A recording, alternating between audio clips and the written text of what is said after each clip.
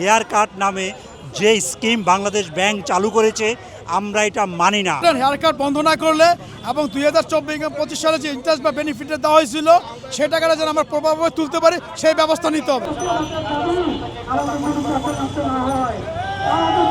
আমরা যে আমাদের সঞ্চয় টাকা আমরা 5টা ব্যাংকে রেখেছি, এই 5টা ব্যাংকে রাখার পর আমরা সুন্দরভাবে এটার থেকে যে লভ্যাংশ পাচ্ছি সেই লভ্যাংশ দিয়ে আমাদের সংসার, আমাদের যাবতীয় কর্মকাণ্ড চলছে। আমরা বৈধভাবে টাকা উপার্জন করেছি এবং বৈধ ব্যাংকে রেখেছি এবং এই ব্যাংকগুলো, সমস্ত ব্যাংকগুলো বাংলাদেশ ব্যাংকের অ্যানলিস্টেড ব্যাংক।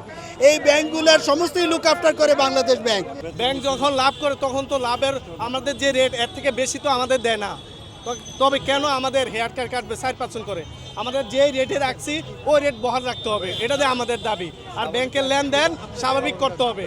আর এফডিআর এর এমডিডিআর এর এগনিস্টে যে 2 লাখ টাকা দেওয়ার কথা ছিল এই টাকাটা যাতে দ্রুত মানুষকে, গ্রাহককে দেয়, এটা আমাদের দাবি। আমাদের মূল আন্দোলনটা হলো 5টা ব্যাংক মার্জার করে সম্মিলিত ইসলামিক ব্যাংক চালু করেছে 2024-25 সালে।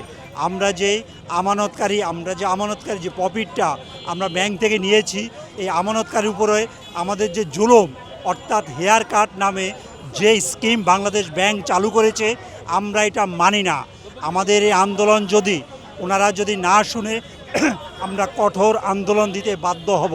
হেয়ার কাট বন্ধ না করলে এবং 2024-25 সালে যে ইন্টারেস্ট বা বেনিফিটটা দেওয়া হয়েছিল সেই টাকাটা যেন আমরা প্রভাবে তুলতে পারি সেই ব্যবস্থা নিতে হবে এবং ব্যাংকের লেনদেন স্বাভাবিক করতে হবে, এটা আমাদের মূল দাবি। বাংলাদেশ ব্যাংক তখন কোনো সময় বলে নাই যে এসব ব্যাংকে আমরা টাকা রেখেন না, এগুলি বাংলাদেশ ব্যাংক কর্তৃক অনুমোদিত। তাই কেন, কি কারণে, কোন যুক্তিতে, কোন আইনে আমরা টাকা পাবো না, আমরা কর্তৃপক্ষের কাছে জবাব চাই। আমার টাকা ব্যাংকে